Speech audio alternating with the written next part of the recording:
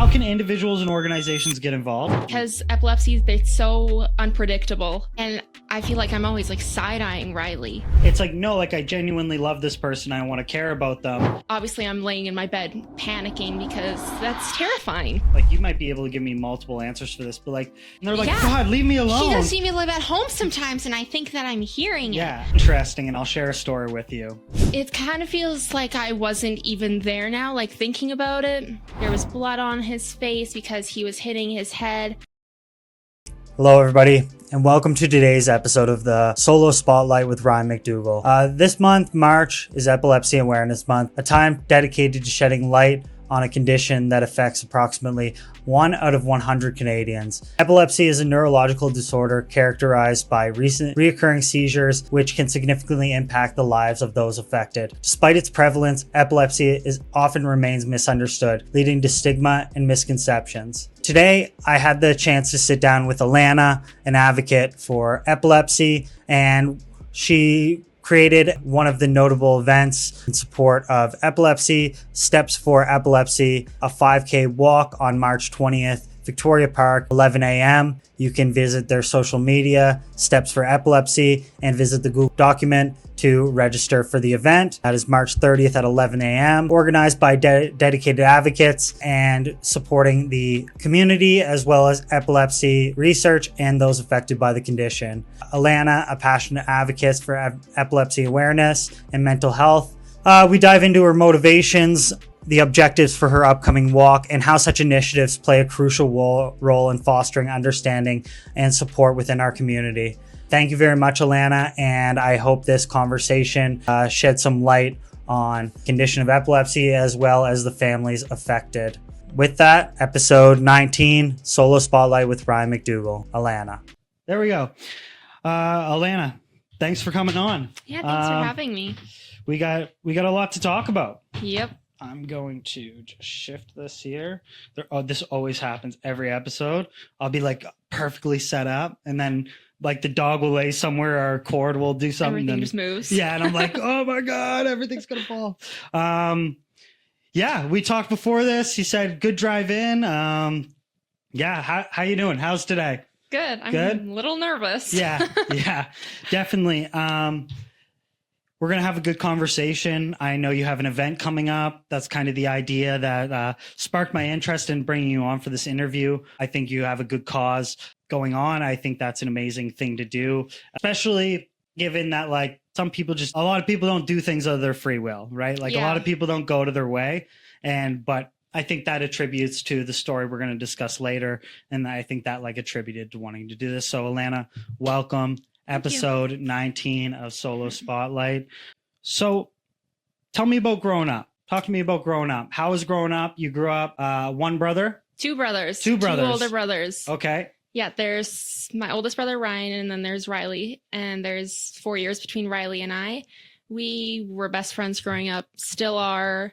I don't know. The three of us we never were fighting. We were always camping, hanging out, doing sibling stuff. Yeah, of course. Yeah. I have one sister and we're 3 years apart. So it's cool.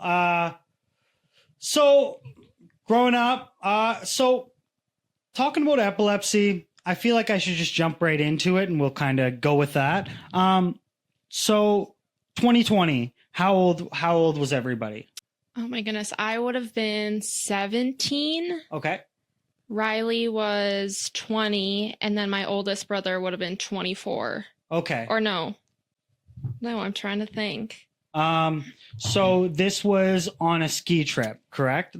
When we're talking about this event that occurred in August, right? No, so Riley lived in Whistler. Okay. Actually, from the first time we ever went to Whistler as a family, he was like, I'm moving here. And he did it. He was 18, 19. He bought a van and he drove to Whistler and he lived in his van. That's ambitious. Yeah, he had always dreamed about it and we always knew that he was just going to do it. But yeah, so me and my parents, we were camping and it was probably about midnight and my phone started buzzing. And normally my oldest brother always called me in the middle of the night when he's out doing whatever. And it was my brother's girlfriend at the time. And she called my phone because my parents weren't asking. And all she said, she's like, Riley just had a seizure. What is what's going through my brain? Because obviously he's never had one before, no one in our family. And I just give the phone to my mom. I don't even know what to say. And then obviously I'm laying in my bed panicking because that's terrifying to hear. And then my mom is talking to her on the phone, and then my mom just goes outside and I don't see her for the rest of the night, and I don't know what's going on. And I think that night brought a lot of trauma to me because that's just, it was terrifying. And I'm the type of person that when something like that's going on, I'm going to pretend that everything's okay and I'm going to help the other person feel better. And that's been really difficult since the beginning, because that's what I've been doing. And then once I started to kind of process everything, I was like, wait, this is real. Like, this is reality. And that's what a lot of people don't realize. Like, they don't realize the reality of epilepsy. It's scary being a family member because epilepsy, it's so unpredictable. So, do you think that like the worry ever goes away? Like, that's kind of what I like hearing this.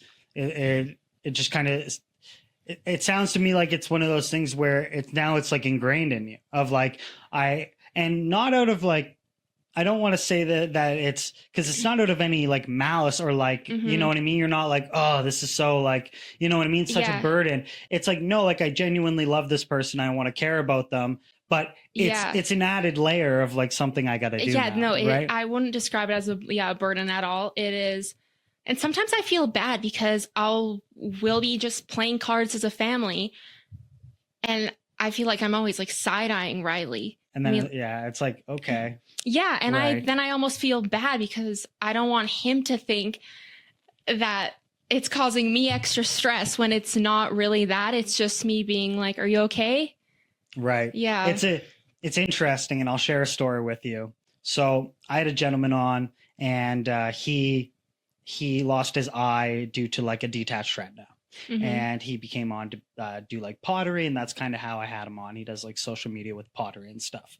But he talked about like going through his recovery, and he said that one time he was at a restaurant doing his thing, no issue. And he said like he was going to like get a takeout bag, a box, and like put this pasta in the dish, and all of a sudden he felt like this resistance, and like a guy out of nowhere was just like trying to help him, like, and he's like, dude, and he's like, oh, I just figured you'd need help because like I can see the eye patch, and he's like, dude, I'm still human. Yeah, like, dude, I'm okay. Yeah. So how is that balance like for you of like how much is there like, do you find like there's a threshold that you can kind of like understand that, you know, if you're doing enough or not enough? It's hard because like we still have to let him live his life and because his life was so full of adventure and like fast paced, doing whatever he whenever he wanted. And now he actually has to think before he does stuff. Be like, oh, I can't do that. And I think that is really difficult for him and us. More difficult for us because we're the ones that are like, but wait, Riley, should you be doing that? And especially my parents, because it's like you guys are like his governor. Like, you know what I mean? Like you're like a seatbelt type thing. Of like, that's exactly it. And if anybody like who knows my parents know that they're the most loving and supportive people in the world. And so to watch them watch their son go through this is absolutely heartbreaking. It's difficult like to watch your brother go through it, but to watch my parents at the end of the day, we're their babies still. And to watch them watch one of their babies going through this is absolutely devastating. It's like same thing with like Aiden. We had a conversation and he said like one of the hardest things was like looking at like his parents, like thinking like, oh no, like so upset, and he just, you know what I mean? And that's, again, I kind of, it sounds like the exact same thing, right? Where it's very hard to watch someone like go through that and all of like, and just like any sort of trauma, it's like you have to go through those stages of like, was it my fault? Did I do anything? Could I have changed anything? Was it my parenting? Was it how good of a sister I was? Was it, you know what I mean? And then you go through it and you start to like, you know, filter it through the cheesecloth where it's like, okay, this is kind of unrealistic. Now we're kind of, so yeah, like how was that like kind of process for you? Was there a lot of like, did you kind of beat yourself up over it, or did you like, was it more of like you investigated it and tried to like?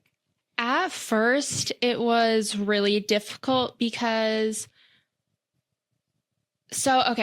in May 2021, me, Ryan, and Riley, we were all going to Canadian Tire to pick up some throwing darts to play beer darts over the weekend on May long. Right. And we get to Canadian Tire and we're all just doing our thing. Ryan goes off on his own. Riley goes off on his own. And then I'm somewhere in the middle trying to find both of them. And I found Ryan and I hear all this chaos going on. I see people running past the aisle that we're in. I'm like, what's going on? My brain didn't process it. And then I just go, oh my gosh, Riley. And I go running, following the guy. And I just see from behind the aisle, I just see Riley's feet laying down there. And that was really scary just to see that. And it kind of feels like I wasn't even there now, like thinking about it. Riley was still unconscious at the time, and the lady's trying to talk to me. I just wasn't responding. Yeah, just complete tunnel vision. Yeah, and I go run back to find Ryan, and he had a basket. He just threw it, and he went running because that's his baby brother. Where, like, to me, it's my older brother, where I felt like I was watching somebody that I look up to, like, struggle through this. And yeah, I just remember standing there and I was watching Riley, who like didn't know what was going on. Ryan was holding Riley's head in his lap. There was blood on his face because he was hitting his head. And again, like when you have somebody with epilepsy in your family, it creates trauma. It really does. I've had to do a lot of therapy. I did hypnotherapy because nobody understands, and it's really hard to try to talk to people about it because a lot of people downplay epilepsy, which is really sad because it's just as serious as any other disorder or disease that people have. And yeah, not a lot of people understand that. Yeah. I think a lot of like, because you can live a long life, I think people again downplay like the severity of it. Right? And now this might be like, you might be able to give me multiple answers for this, but like, what was it about like this experience that you carried so much of like, you know what I mean? Like you had so much trauma. Was it like the, cause through my workplace, we talk about like SNS activation and like fight or flight and stuff like that. And, it's not, I don't want to say interesting because it's not necessarily interesting because it's tragic, right? Yeah. And it's I wouldn't wish this on my worst enemy, right? But with that, like, do you kind of reflect on it and say, oh, was it the idea that I had tunnel vision, the lady from Canadian Tire was screaming at me, or was it the idea of like the long-term, like, implications? Like, what exactly do you think it was that kind of like really I don't think that's where the trauma like began. Like there are so many like more that have just gotten worse since then, because even the next morning after the Canadian Tire situation, I woke up to I woke up to my mom screaming down the hallway, "Is he breathing still?" I woke Right. up to that the next morning. So how frequent were the events? So when you started realizing, like when he started to come with symptoms, like how frequent were the episodes, and when did you when did your family or like you as a family like just like right away to the doctor? Or was it like, how did that work? So, well, when he had his first one in August in Whistler, they took him to the hospital and they said it's just a one-off. He doesn't have epilepsy. And we were like, okay, that's okay. Like the doctor's telling us that, so we're going to listen. And then May happened where he had 2 back-to-back. And then he was in the hospital in Edmonton and they told us that he had epilepsy, which we are like, does this make me feel better? Does this make me feel worse knowing that there's a diagnosis, but now everything that comes along with epilepsy? Because people think epilepsy, oh, they have seizures. It's not just seizures. It's so much more than that. The mental health, the getting the right medication, the staying hydrated, the getting enough sleep, the having to change your daily life pretty much and not being able to do the things that you did before that. So, yeah. Yeah, that's, again, I like, it's very traumatic. And like, I have some similar experiences. So to share a story, I grew up and my dad was recovering from, he had alcoholism issues. And we would sometimes, when he would, when going through the withdrawal process, one of the side effects is having seizures, right? So I can remember in my early childhood when he'd be just cooking breakfast and all of a sudden it's like, it's happening. Mm-hmm. Just get a pill, like going to my mom and you feel helpless. And like, thankfully for me, and I'm very grateful, my mom is a nurse practitioner. Okay. So she had a little bit of background knowledge. So it was, I think my experience might, although still the same and still traumatic and still seeing that happen, it's like, I don't think I understand the full, the full theory of it, because like, what if my mom wasn't a nurse? Like, and none of us had experience, right? Like then you'd be an emergency, right? So I could only imagine, contrasting what I went through to something like that, where it's like, oh, what do we do? Right? For anybody to witness a seizure is terrifying, whether it's somebody who has epilepsy or just having one. Yeah. It is. And now like your relationship with him, like has like the trial and error stuff has started to subside? Like, has it start to be more of an even keel when you talk about, you went from like a lull where it was a lot of seizures and trying out different medications, and it's not a one fits all type of illness, right? So explain to me, like now that it's been a few years, has it been kind of things are getting more like structured?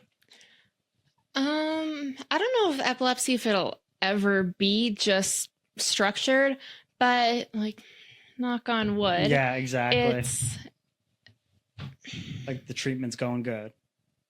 Yeah. I guess it's all relative. Yeah, just even this past weekend. Well, last week he had seen his doctor at the epilepsy clinic, and they told him that his brain scan came back clear, which with types of epilepsy, it won't just show on a brain scan because it hides, but they saw like no brain damage, which is amazing because he like auras. They cause even more damage to your brain than like a grand mal seizure. And so he felt like a weight lifted off his shoulder almost when they said that, because he had gone quite a few months without anything. And then on this past Saturday, we were driving to my parents' friends, and I was driving, my mom was in the passenger seat, and there was just like this kind of chaos it just happened really quick, where Riley had reached out and grabbed my mom's arm, and she immediately knew he was having an aura. And I started freaking out because I'm driving. I'm like, do I need to pull over? Do we need to go home? Riley's like, no.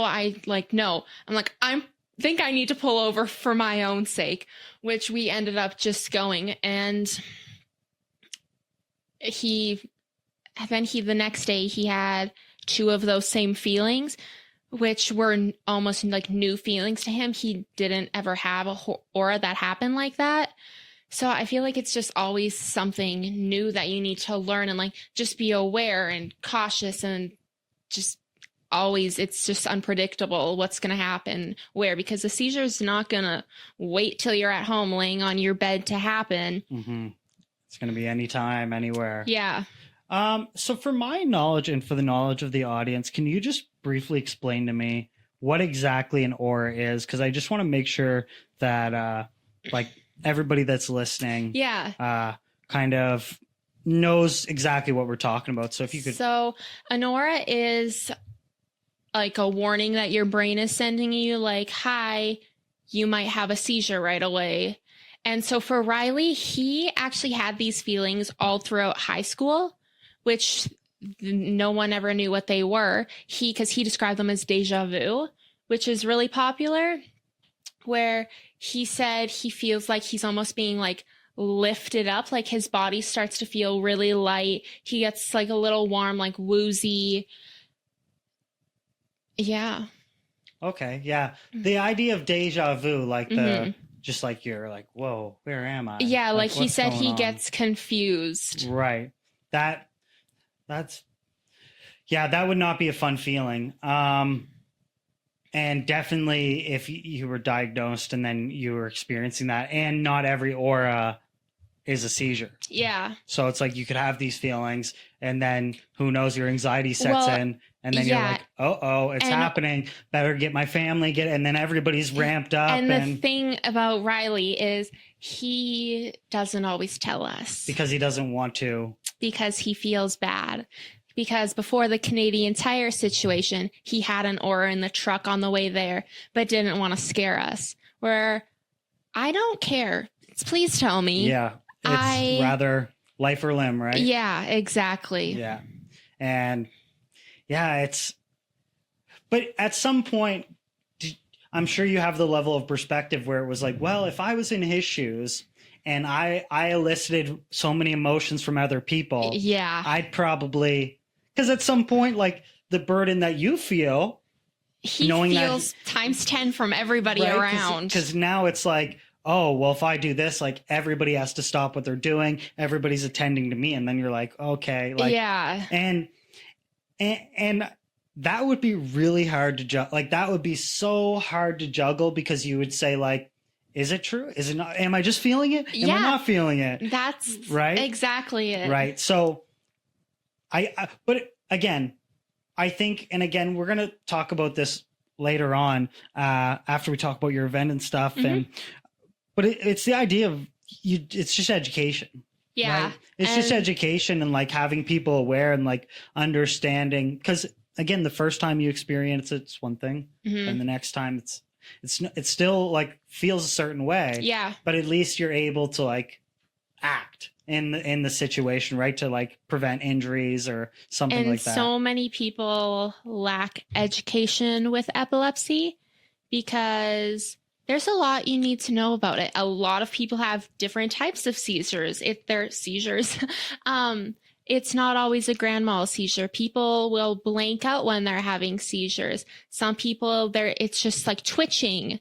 There's multiple, and so you never know. And also people, if you're in public and you're alone and somebody has one, people need to know what to do, because a lot of people will try to stop them, and you can't do that.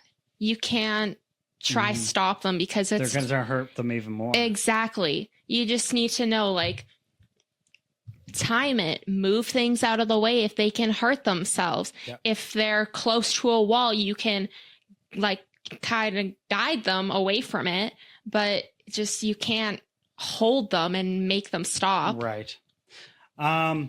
So let's get into some of that as well. Like, there's a lot of misconceptions, and I don't know on where on your like level you're at, but like where I learn, like we discussed off camera, where I work and everything like that.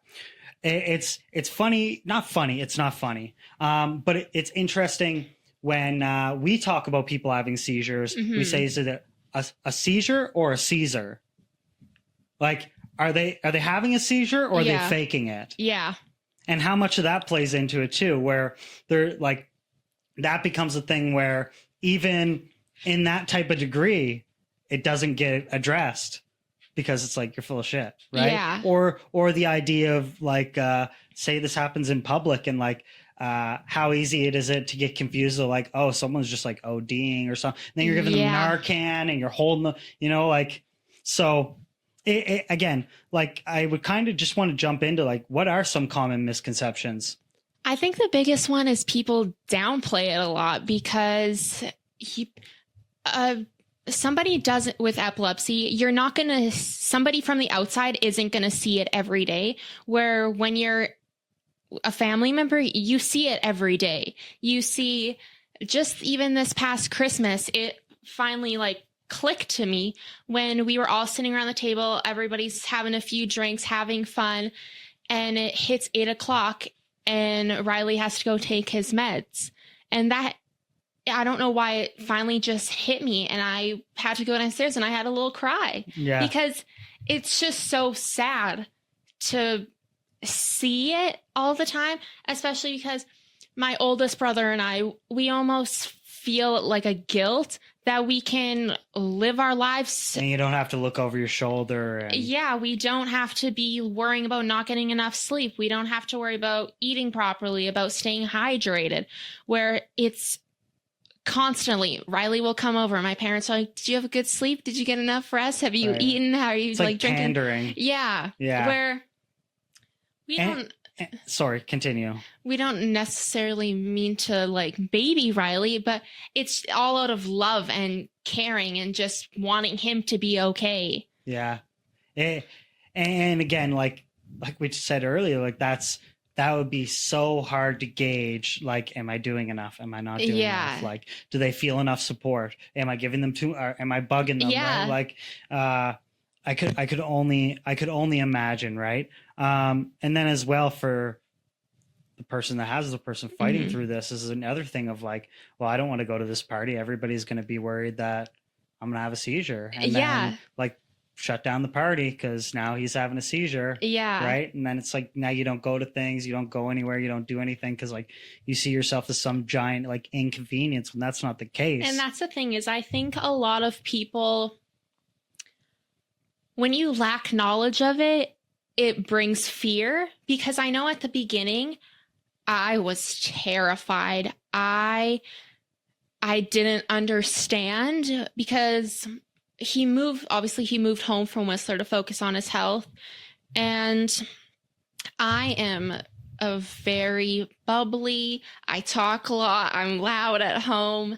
And my parents were always like, shh, like, bring it down. And I was like, why do Yeah. I'm like, why do I need to change when he was the one that was diagnosed with epilepsy? Like, I don't get it. And I think just over the last year and a half, probably last year, I've really started to like do so much research. I've just gained a lot of knowledge on it where I'm like, oh, I understand now. It's starting to all click. Yeah, where it's now I'm not scared to be around him if something happens because I understand what I need to do, what's happening. Like, yeah. Yeah. 1 second. The dog just... Oh. Dog! Come on, dude. You're killing me. My apologies. No worries. And that kind of brings us into the next thing where I felt this was very, very interesting. And again, this was the whole reason that I saw that. And I was like, man, that's really cool. And then you started doing the posts and I started seeing all the different posts and I was like, that's so cool. And the fact that you put yourself out there to do that. Mm-hmm. And so with gaining this knowledge, like when did this idea or this theme of like advocacy start? So when was this idea of like, I have this knowledge base and I think this would be good to share it or have a platform or tell my friends? When did this start being like, instead of consuming it for myself, I'm now like giving, you know? So my mom's been wanting to do it for the last couple of years, but she just has never built up the courage because she holds a lot of her trauma in, where it makes me feel better now to express it and to talk about it because it's healing to me. And I was literally sitting at the kitchen table and I was like, what can I do? And then I thought about it. And right then and there, I started an Instagram account. I typed up like Riley's story and I just did it. And then my mom came home from work and I was like, hey girl, I'm doing this. And she was like, oh, wow. Okay. Now we're going. Yeah. Yeah. And that was at the beginning of March. And she was like, we don't have a long time to plan this. I was like, nope, we don't. So let's get on it. Yeah. And with that too, I think it's a real shame that the worry of looking silly or coming off the wrong way, like totally squanders people and what they're trying to do. Because it's like, if there was a healthy amount of people, and you see it, right? Yeah. Like you see it, like you can get the really bad part of social media. Yeah. But it all depends on what direction you're trying to go. Right. And like, kudos to you for like finally, because I'm the exact same way where it's like, I don't like, I'm really driven. I'm really motivated. Yeah. And then it was just like, I was having drinks with a friend. He started talking about it and I was like, all right, let's do it. Let's do it. But like now you got to go, right? Like now it's one of those things where I think now what matters is like the momentum, right? Yeah. Because as soon as you stop, it's going to be like, well, is it worth it? Am I getting the type of reach that I'm getting? That's right. And then everything doesn't really sit well. And you're like, maybe I stop. Maybe I do that, you know? So it's one of those things you got to see it through and then you got to continue to do it year after year after year. And so I had very low expectations because I didn't want to have these through the roof expectations and then be disappointed in the outcome. So I was like, I hope at least 20 friends and family show up. Right. And now we have 72 people signed up and half of them we don't know. And it's like the amount of people that have reached out to me that I don't know and just say, hey, my daughter has epilepsy. This really means a lot. Like, thank you for doing this. Or I have epilepsy. Thank you for doing this. It makes it all worth it. It shows you're doing the right thing. Yeah. Right. And so I was like, well, what else can I do? Because I don't want this to be the only event and then have to wait all the way to next year. So my mom and I are going to plan a golf tournament for the summer for it. Wow. Yeah. And because this was going to be my next question. What was like, why the 5K walk? Was it just like ease of use? Was it like what, like logistically, like why did you pick the 5K walk? I kind of just thought like everything else has a 5K. Like there's the diabetes one, there's the cancer one, there's a lupus one. So I was like, it's proof of concept. Why not? You know what I mean? If these things are successful, exactly. Why wouldn't I? And then out of that, you can see like, okay, I go this way. And then it's like, oh, that did basically, you know what I mean? That did better than this one, or that did worse than this one. So let's try this, or let's go here, and right? I want to show people with epilepsy that they're not alone, because I think a lot of the time when somebody says, oh, I have epilepsy, people don't take it as seriously as they should. And they don't think of it like, even when people, this is something that I really noticed since my brother's been diagnosed, is that a lot of people make jokes about seizures. Like if you're out and there's like a flashing light, someone's like, oh, don't have a seizure. And I just look at them now. I'm like, that's not funny, because nobody would nobody makes jokes about like any other thing like that. And it's just, I think people have lost their ability to like see someone's like react, like see that you like genuinely like hurt someone. Yeah. And then people just get, you know what I mean, full of themselves. Yeah. But it comes to a time where like people say something like that and then they see like the look on the person's face change, and like hopefully it doesn't lead to injury for that person that's, you know, doing that. But it's like then they have a situation where they realize like, oh, this isn't very that funny, right? Exactly. And there's been more times than I can count that I've been around somebody who says that, and I just get so taken back by it every time, and it almost just ruins my mood for the rest of the time that I'm there, because I'm like, why do people think that they can just say that and it's okay? Because maybe some people think that it is, but when it's something that you and someone that you love deal with, it's like, don't downplay that as if it's just something that isn't a big deal. 100%. And now talking about that, this China just popped into my head, but like, now when you look at something like that, where, you know, it's a very like traumatic experience and like something that you have to carry for the rest of your life, like, is there ever a time when it, like, say I go to a comedy show, like so this is where I find it kind of not interesting, but I find it like peculiar, because some people feel like, oh, well, because of the stage and where we're at, like, that's okay. But at the same time, my other side goes, well, no matter what, it still kind of triggers a nerve. And to tell someone, well, if you don't like that joke out of a 1-hour comedy show, just don't go. It's like, well, I didn't know he was going to joke about epilepsy. Like, yeah. And it's just because I feel like it's the one thing that people think that they can make joke of,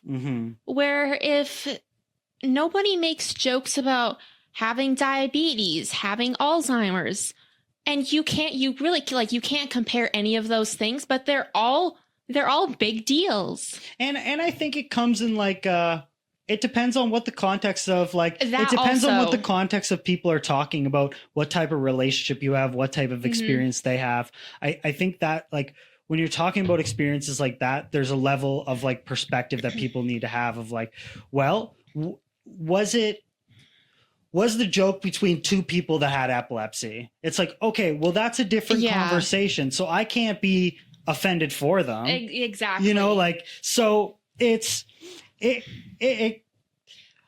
I would never know, like, even when I have people on, I have to decide, like, well, what kind of like energy am I trying to, like, am I trying to make this parody? Am I trying to make this like something, right? Like I had an early guest on, and like, a lot of the reception was like, oh, we think like he's an awkward person, and like we think it's more going to be like, we think he's not going to do good in the interview. And that's where a lot of like the attention was.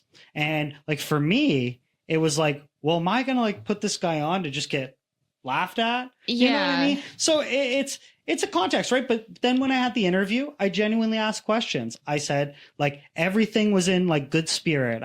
It wasn't like I was lining them up to say something stupid, right? So I think it depends, like, because it can be taken this way, it can be taken that way, like, and some things are in good taste, and other things are like, this is malicious, right? Like you're trying to make me upset. Where other things of like, no, I tried to bring out like the light of the situation, or like the cup half full type thing. And maybe for people who don't have the trauma from it, it doesn't bother them as much. Or if it's somebody that has epilepsy, it doesn't bother them because they're like, haha, like making it a funny situation and trying to make it lighthearted.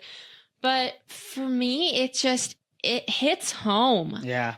And some people, like, a lot of people have different like sensitivities to that. Exactly. And it is a shame that the world we live in is so cutthroat, because one of these things, like, you do it and then people think like, oh, like this chick's just looking for attention, right? Yeah. Like, has that ever notion like came to you where you're like, I don't want to do it because like I don't want to look like a false, you know what I mean? Like I'm kind of like flying a false flag. But then I think once you give the context and you explain the stories and say like, this is how close I am to this situation. This is what it personally means to me. And I think that's another thing that I'm trying to just spread awareness about is like about the family impact it has, because yes, the person who's dealing with it obviously is dealing with a lot and everything that they feel and all of that. But for the family to see somebody that you love so much have to struggle with this, because especially with Riley's epilepsy, it's in his temporal lobe.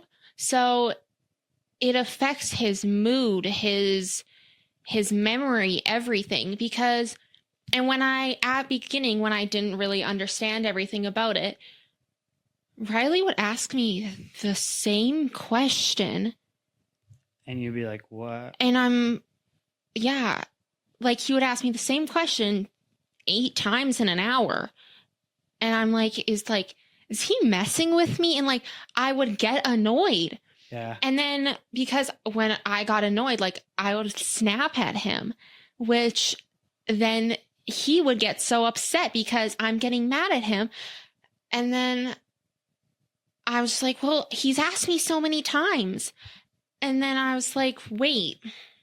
Once I finally started to understand like the side effects of the medication, just the side effects of epilepsy have so much to do with your memory. Mm-hmm. And then obviously I feel so bad afterwards because now that I have all this knowledge on it, you look back and you go, oh, I was an asshole there. Yeah. I was an asshole there. I was an asshole there. Yes. And it makes me just like, it's like hindsight is 20/20. Yeah. Right? Like, and again, I think that comes with, and you obviously have displayed, it's like it comes with a level of emotional maturity, right? Yeah. And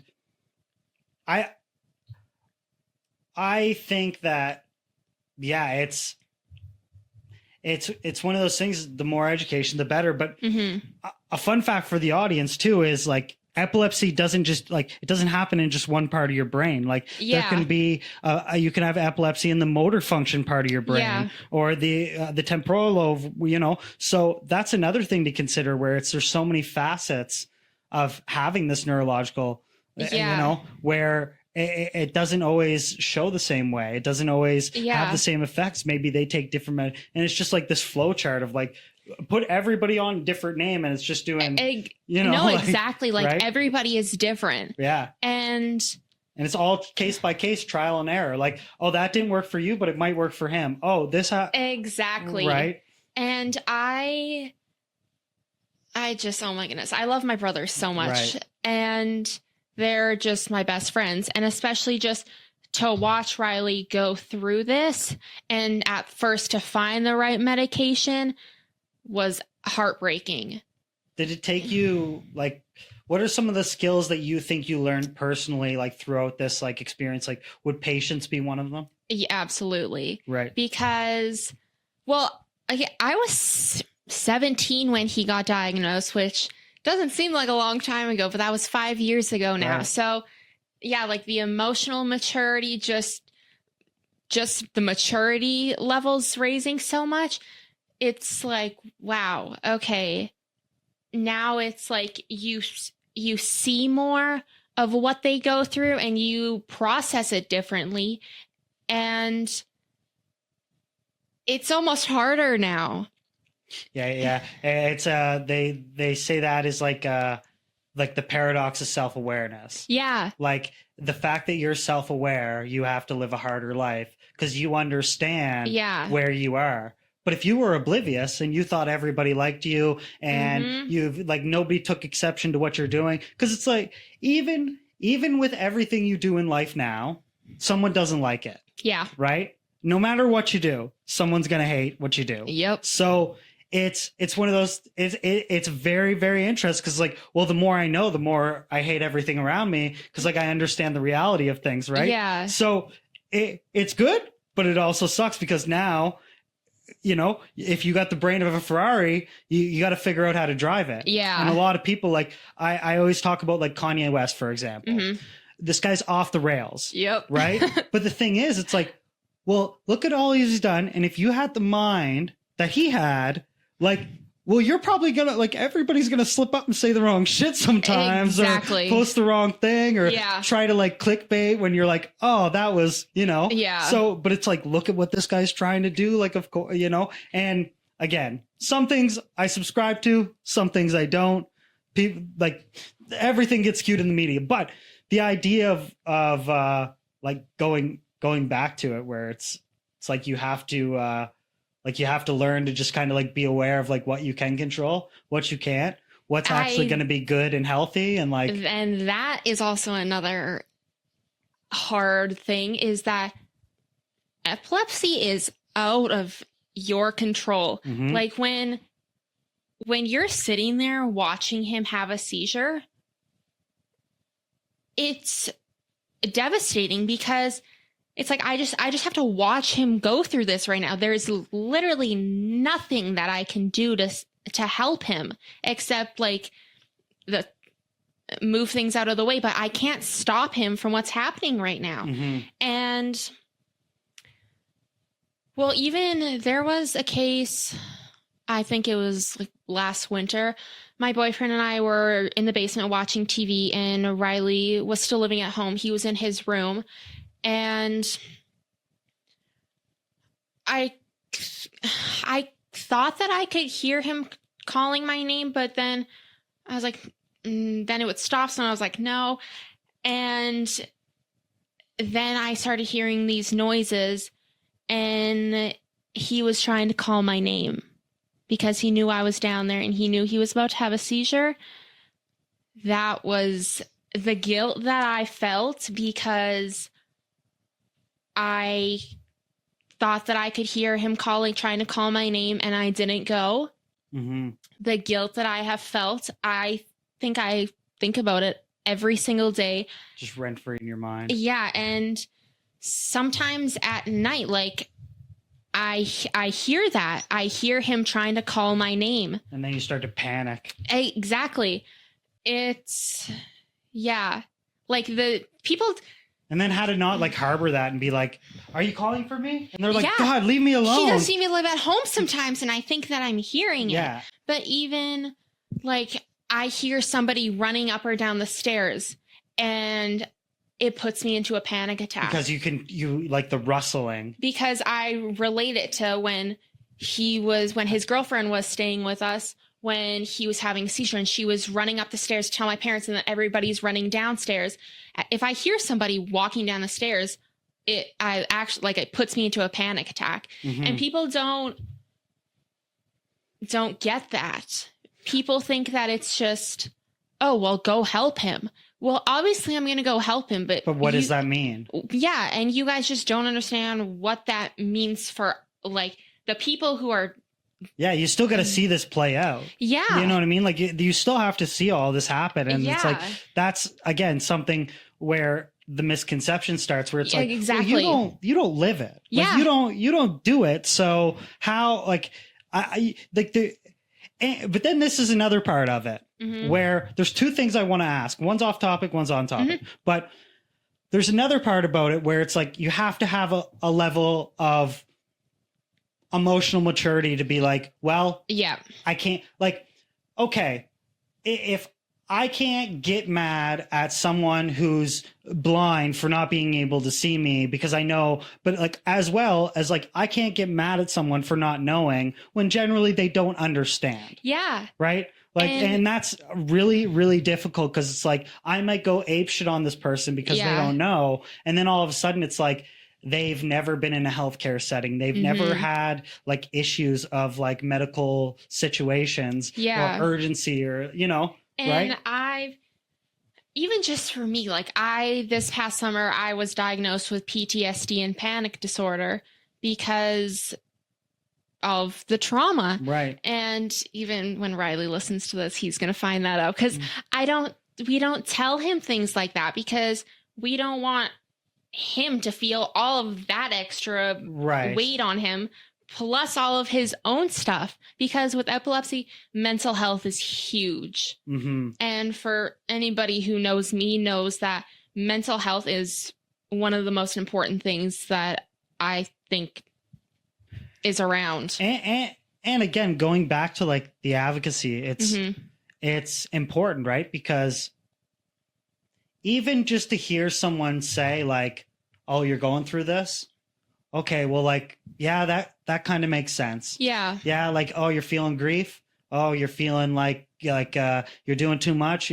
You're probably supposed like that's that like unfortunately. Yeah. That's like, but no, it's not like you're not doing anything wrong. You're not like nothing that you're doing or is happening is like necessarily an issue. Yeah. It's like it will be an issue if you make it an issue. Exactly. Like if you harbor onto these things, like you're going to create something. Yeah. But if you can understand it and know, well, like, okay, well, I went to therapy and that was a really good experience. Okay, well, I want to relive that experience. So I'm going to go back to therapy. Yeah. And like sitting in bed, crying and like worrying about it. And, you know, okay, that might have not been the most healthiest thing. So like, maybe I need to try something else. Right. But again, it takes people like you to, you know, advocate for that and like give a good notion or like a good optic of what that actually looks like, because who can you trust? Right. Exactly. And from what you were saying, I feel like I'm just talking from what obviously Riley has talked to us about. I feel like people who have epilepsy almost feel like when people ask them, like, can I do anything? Do you need anything? You can't do anything. Like, it's like, I'm just living. Yeah. Like, it's ask them how they are. Ask them how they're doing. Don't say, have you tried this diet? Have you tried this? Have you tried that?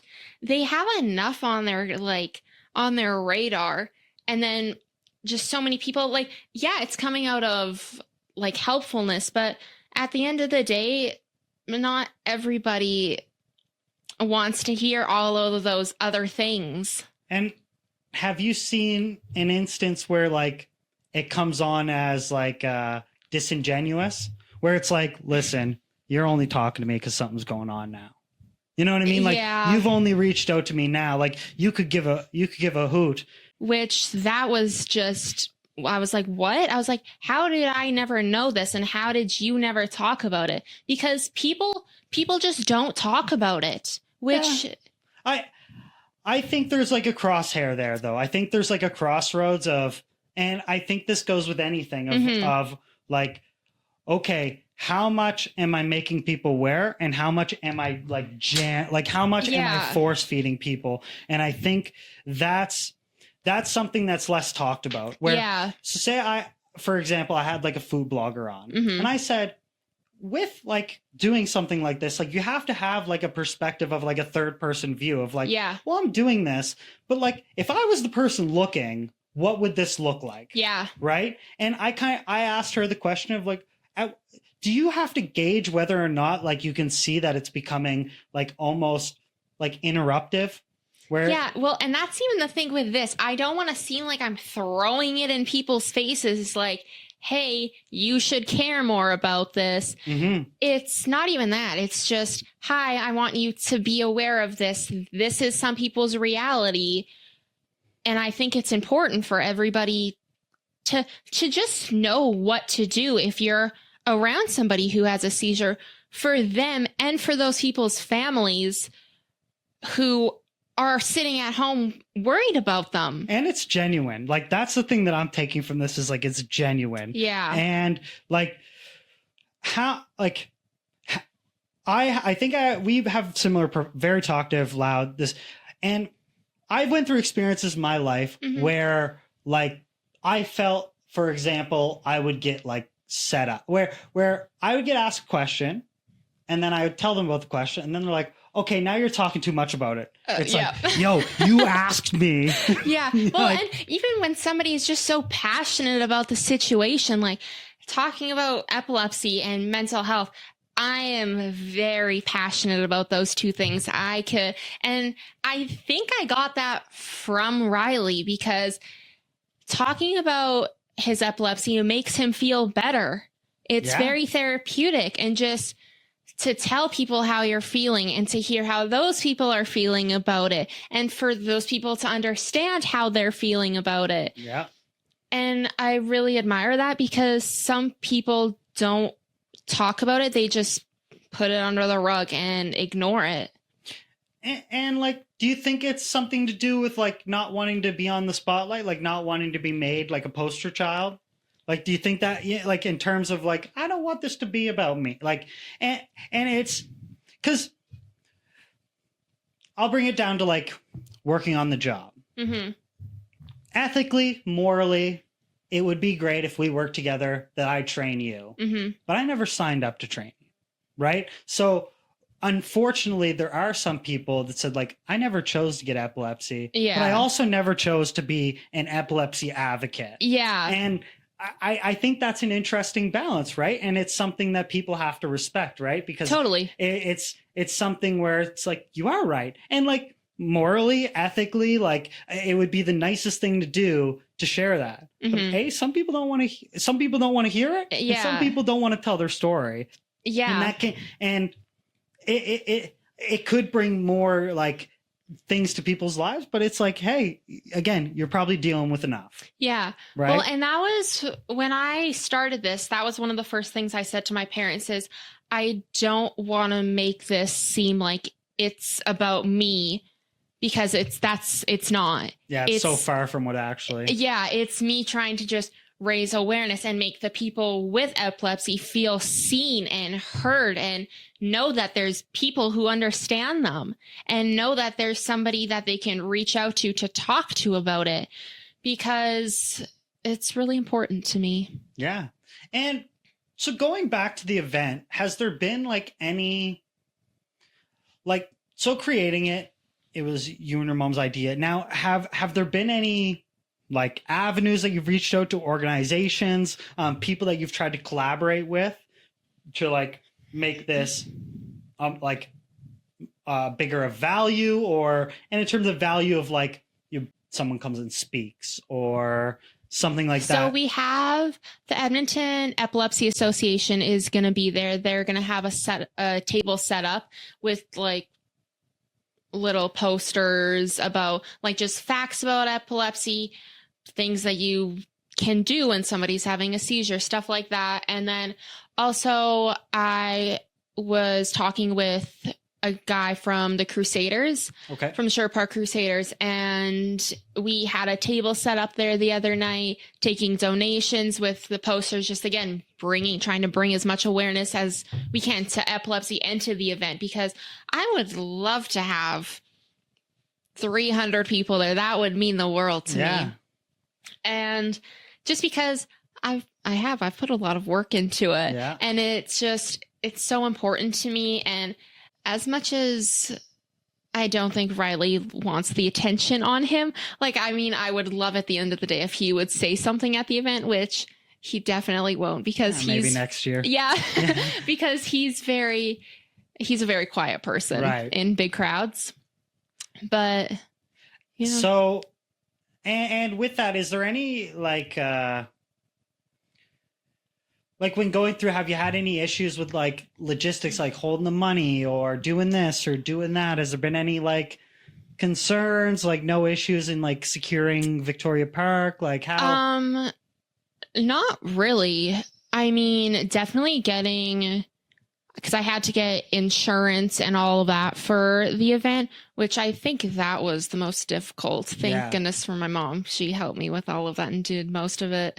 So when you look at the inception of an event like this, fundraising money, what would be some like considerations, knowing what you know now, that would help someone that's also trying to advocate or like building an event? You just got to do it. You just got to do it. That was because it literally was a decision within 5 minutes in my brain. Yeah. I was like, well, and look, figure it out. And what's crazy is when you zoom out, you say like, look at where it was. Yeah. And now like, look what we have. And then it's like, well, now we're going to have this plus this with all of this. We had Organica they sent a box of electrolytes that we'll be able to hand out. Yeah. Because obviously, like, keep hydrated is so important For with sure. epilepsy. And then also the Good Earth is giving us water.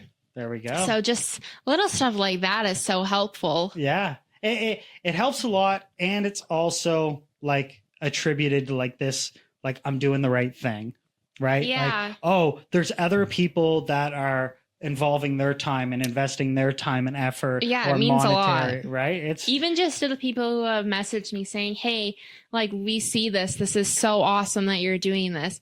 And I'm like, okay, I am doing the right thing. right. It is. And again, I don't think I need to tell you, but like, I think another one of these considerations is like, you always got to like touch grass, right? Like you always got to be like, Yeah. what am I doing this for? Like, what's my mission? Like, I gotta cycle back and be like, okay, well, like, you know, Yeah. I have to keep whatever I'm trying to do and not get swayed or try to make this something that it isn't, or Exactly. You know what I mean? And that's why, like, almost every day I've been trying to post like a fact about epilepsy or something like that, just so it's still bringing awareness instead of just being like, hey, donations go here. Right. So now that we talked about the event, now that we talked about, two quick things. Mhm. Sorry. How can individuals and organizations get involved? And are there volunteering options for someone who... So for anybody to get involved with it, we have an email. It's on the epilepsy page that they can reach out. Me and my mom are both on it, so we'll answer very quickly. For sure. And for volunteers, not this year. Yeah. We have 4 volunteers for the medical tents and the little booths that'll be Mhm. like in the 5K for that. But other than that, I think just for right now, it's just going to be me and my parents. Of course. Because I didn't think that I was going to need to get volunteers. Yeah. And then it starts to compound pretty quickly. And you're like, Yeah. "Oh." Yeah. But I'm like, oh gosh, Mom, I actually need your help a lot more than I Yeah. thought. Oh my God. So I kind of want to hit on some, like, you know, more of like the personal side. Like we talked about your brother, we talked about, you know, being an advocate. We talked about like having this event where, you know, we're bolstering like 70 people. 72. 72. Yeah. So 72 people, but let's talk about you for a minute and like how this has made you grow as a person, and how like through this trauma has kind of like built you. Like, and don't let me put words in your mouth. I don't want to speak for you, but like I kind of want to go through that and see like, well, how have you changed as a person over this 5 years? Yeah. A lot. Like, yeah. So, well, as I said, last summer was tough for me. I had never really struggled with anxiety or panic attacks or any mental health problems. And because last Easter there was like a big episode with Riley, that I think that weekend caused the biggest amount of trauma for me. I'm not doing anything for Easter this year because I don't want to think about Easter because it just brings me right back to that weekend. And I think like since then, like I had started having panic attacks like almost every day, which I had never had a panic attack before. They're terrifying. You feel like you're dying. Oh yeah. Oh, I feel you. Like it's I think that's one of the biggest things that people don't understand. And I'm going to let you finish, not cut you off anymore. But I think the big thing is like that anxiety that like comes with everything. And then now you start thinking you have medical ailments. And now, you know, so then it goes even deeper than that, where you're like, oh, well, I'm already got so much. Exactly. And I think people don't put that into perspective of like, oh, like it's going to come fast. Yeah. So I really like wasn't going in public much at all. I wanted to stay home in my bed. I didn't want to leave. Because as soon as I would leave the house, I was having a panic attack. I Like I couldn't go in any stores. I had really bad like disassociation where I felt like I wasn't real. And so that was really scary on its own. And then like I wasn't driving because anytime I would get in the car, I would have a panic attack. With having a panic attack while you're driving is very scary. And so then I started doing a lot of therapy last summer, and then I did hypnotherapy. And now, like looking back 6 months, I would not think that I would be in the position that I am today. Like being able to go out in public, being able to just be on here, being able to drive, because I was in such like I felt like I was in a deep dark hole and I couldn't get out. Yeah. And I think it is really important to talk about it, because I didn't want to talk about it at the time. I didn't tell anybody, because it's almost embarrassing where people are like, well, just figure it out. And I'm like, it's not that easy. I can't. And and the other thing you could tell them is, you probably feel this too. You just have no idea what it is. Yeah. You probably are going through the exact same thing. Yeah. You just haven't been able to like identify it and work through and understand what it is. You probably just think you're having a heart attack every time. Exactly. Right? And that's another thing is like, I just feel like everything with mental health is so downplayed. I'm studying psychology right now, and it's just something I've been so passionate about, and really the only thing that I can sit and talk about for hours. Yeah. And I just want people to understand it and know that people understand them. Yeah. Because like Riley, he really struggled with anxiety when he first got diagnosed. And I didn't really understand what anxiety meant. I thought I did, and I thought that I had felt anxiety before. I didn't. Mm-hmm. I felt nervousness maybe. Right. So for the first time that I had a panic attack and felt anxiety, I apologized to Riley. Right. And did you go to when you first had a panic attack, did you go to the hospital, or did it just I didn't tell anybody. No. I thought that I was just going to die. Yeah. Like your heart was just going to blow up. Yeah.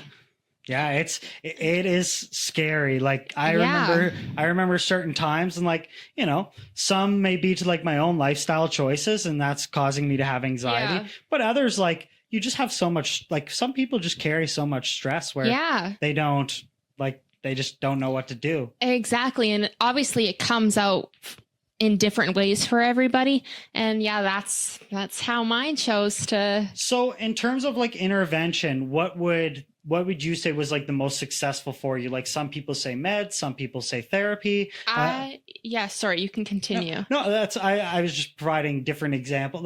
So what would you say was your best form of medication, I guess? Yeah, so I didn't want to go on medication. I started with a lot of just natural supplements, and then wasn't doing anything. No. I was like, this isn't working. Everybody says, oh, you're having anxiety, go for a walk. I was going to say, people say exercise. That made it worse. Yeah. I would leave the house and I would have a panic attack. So I'm like, why am I going to leave my house, go on a walk? Safe spot. To try stop this panic attack. But I'm putting myself in the situation that gives me the most panic attacks. It doesn't make sense. Yeah. So that didn't work. And then I remember I called my mom. She was camping, and I was crying so hard I couldn't even speak.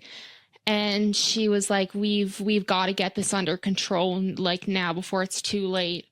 And she found hypnotherapy, which saved me. Where would one find hypnotherapy? So I did it. Mine was all online with a lady who was from Canmore.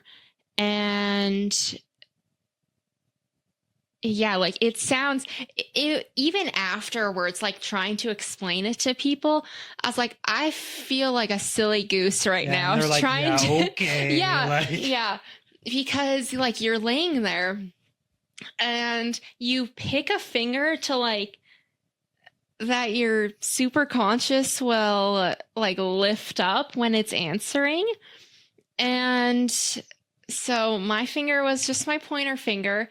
And like I laid in my bed, my eyes were closed, and like my brain would wander, but like she was asking me all these questions. I don't like afterwards, I didn't remember what she asked me once. I didn't even understand what she was saying. And like my finger would just lift up. And the first time that it happened, I laughed because I was like, that's crazy. Yeah. Like I was like, sure, my finger's gonna lift up. yeah. But she said when we started, if you don't like, you need to go into it thinking that it's gonna work. Because if it doesn't, it's like the same thing with a mentalist. Yeah. Where it's like, if you are purposely trying not to do it, it's not gonna work. Like yeah. you need to want to Yeah, the heal. buy-in. And I did. I was sick of feeling like that. And it's the best thing. I'm so thankful that my mom found her because I would probably still be dealing with that. Well, and that's probably something you can't find too easily. No. Like because when you said hypnotherapy, I was like tarot cards. Yeah. Like that's what I was thinking. Like, yeah. So what she does is she talks to your super conscious, like, because she said everybody can just think that they have anxiety over one thing, but it really got created from there's a root problem. And I thought mine was Riley being diagnosed with epilepsy. It wasn't. It goes like way back to me not even remembering. And like, I sound crazy saying this, but at the beginning of our first session, she was talking to my superconscious to go back to the day that I was born. And I just started crying and I couldn't stop. And afterwards, when I told my mom that, she was like, that's so weird because when I was born, I cried. it's crazy. It's so weird. And then she told me like to picture myself as a little girl walking to the playground. And like that was like me taking my inner, like finding my inner child again and like taking her to the park. And just talking about it like gives me chills and makes me emotional. I know. I was like, it's like yeah, it's like bone rack because you're like, man, like the fact that someone can genuinely like yeah, and get people in your just brain. like don't think that it's real and don't think like that can actually happen. It was crazy. Like then she would like bring me out of hypnosis and I felt like a new person. And afterwards, I would always have to have a shower afterwards because you're washing all like the negativity off of you. Mm. And I remember like going back to me as a little girl walking down the street. And I just felt this happiness inside of me again. Right. And like the anxiety wasn't there. The trauma wasn't there. And I felt like me again. Yeah. Which just was the best feeling after however many months of not being able to leave my house. And so I only did 4 sessions. It was once a week for like 90 minutes.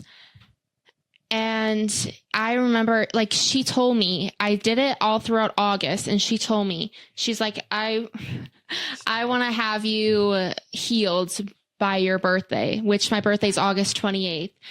And she did. I went out with my friends on my birthday and yeah.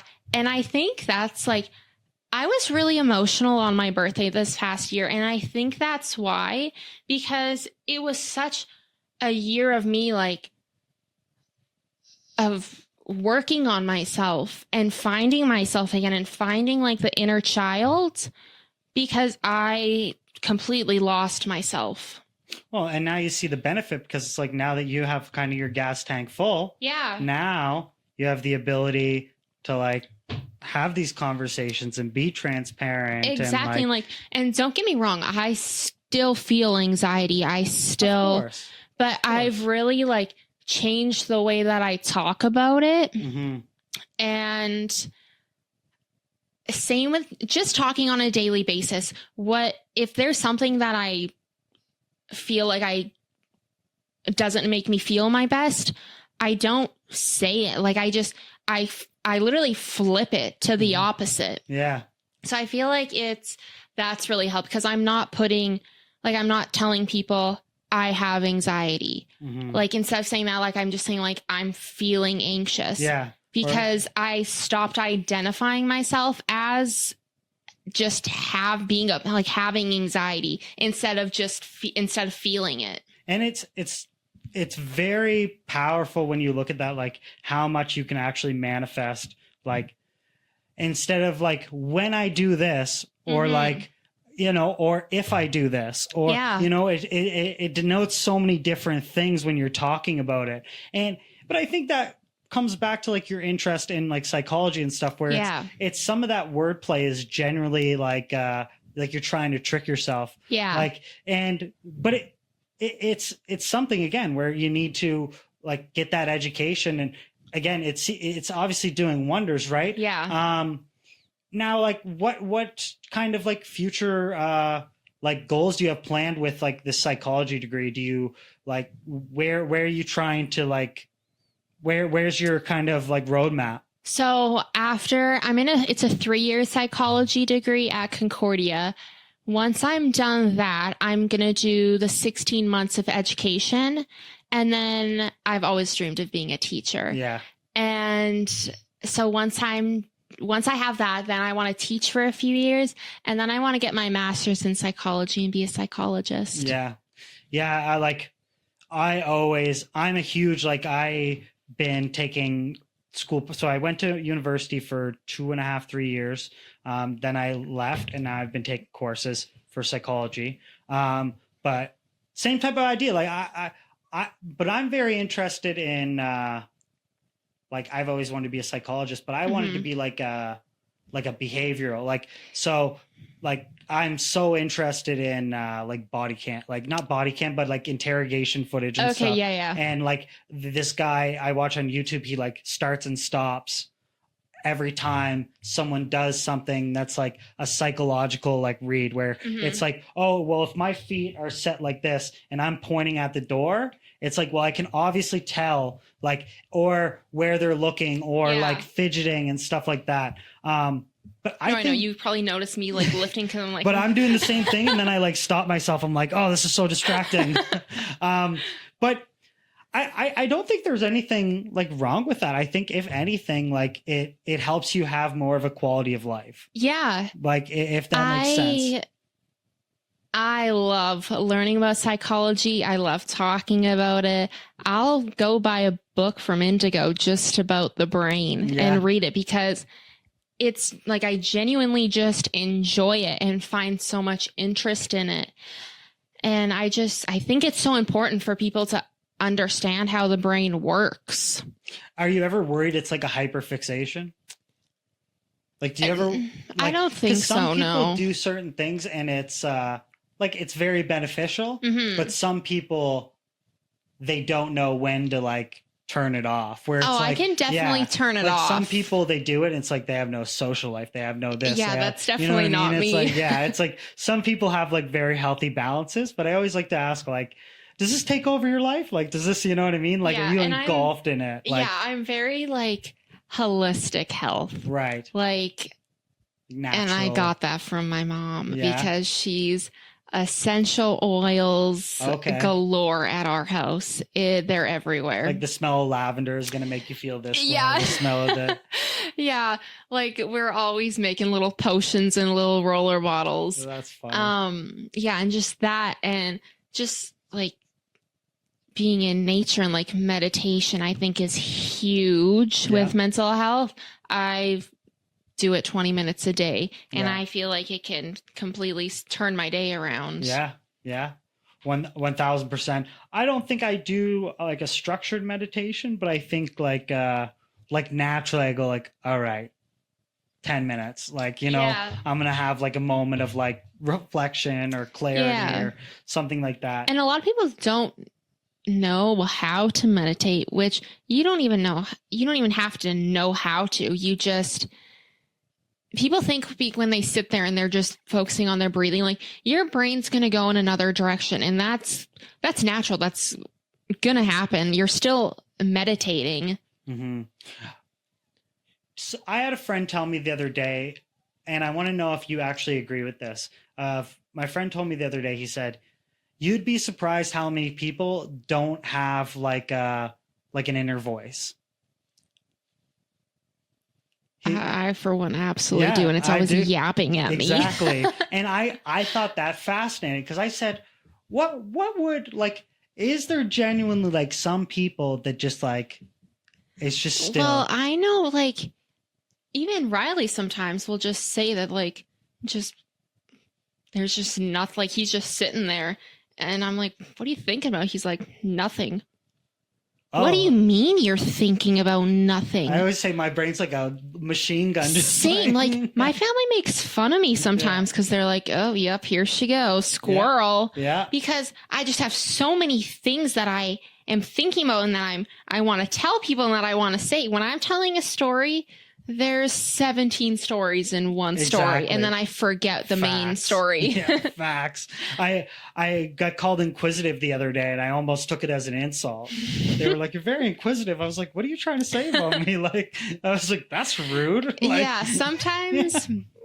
And that's like, yeah, when I'm like that, and when Riley was around, my parents were like, "Okay, bring it down." I'm like, "Okay," because I sometimes can really overwhelm Riley. Right. Because I talk very fast sometimes and everyone's like, what is happening? Slow down. Yeah. Slow down. And then they can't keep track of where you're at. They're like, what story are we on? I saw a psychologist once or a psychiatrist and he measured like my dopamine and serotonin and all those levels. Yeah. And they were like double the amount of what a normal person's was. And he told me that, like, my mom used to always say this and say that I was high on life. Mm-hmm. That's literally what he told me is that I'm living like high on life. Yeah. Just like a natural, like a natural dopamine. Yeah. Like I'm crazy sometimes. Like, yeah. My family tells me I get the zoomies. But it's interesting though, because it's like one of these things, like the concept that I brought earlier of like, people can have like a Ferrari brain. It's like, well, if you got like the motivation, like the natural drive to do it, it's like you just got to channel that in the right spot and you're good. It's like, and so, and I, like I said too, no matter what direction you go in, no matter what you try to do, some people are going to be like corny. Yeah. You're just going to be like, all right, man, cool. Like, okay. Yeah. Like, thanks. And like, just still live your best life. Just keep it pushing, right? Like the amount of times that like, people are like, I can't believe you're starting this. Like, what do you have to talk about? Blah, blah, blah. I would cry.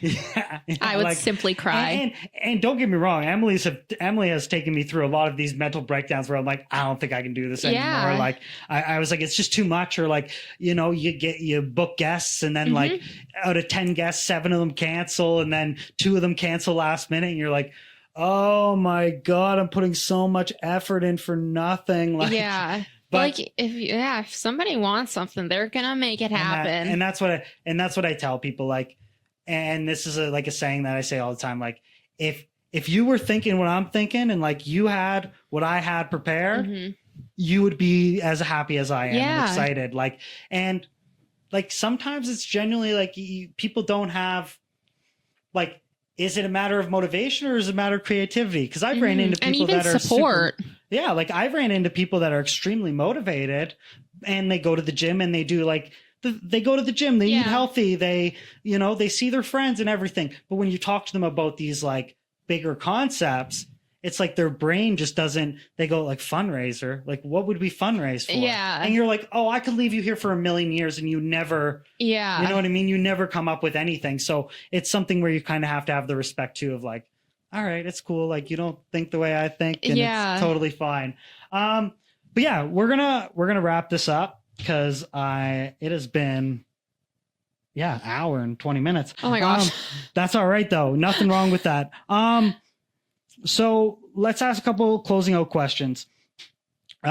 Leading up to this event, like, how's your experience been? Good? Like, overall, It's been really good. Overall smooth experience? Highly recommend it. Yeah. And just for the audio and for everybody that's listening, just briefly plug your event and exactly what you're going to be doing. Yeah, so it is a 5K walk, run, whatever you choose for epilepsy. It's March 30th at 11 a.m. at Victoria Park. That's that. That's that. See you on check out her Instagram, which we will put in all the descriptions and comments and Instagrams and Facebooks and all that. Check it out. Go fill out the Google form. Go see. We'll see you all at the event on the 30th. We're raising money for researchers and fighters that have been affected with epilepsy. Alana, it's been amazing having you on. Yeah, thank you. This was an amazing conversation, and I hope you got out of this just as much as I did. Yeah. And yeah, we will be talking on the 30th.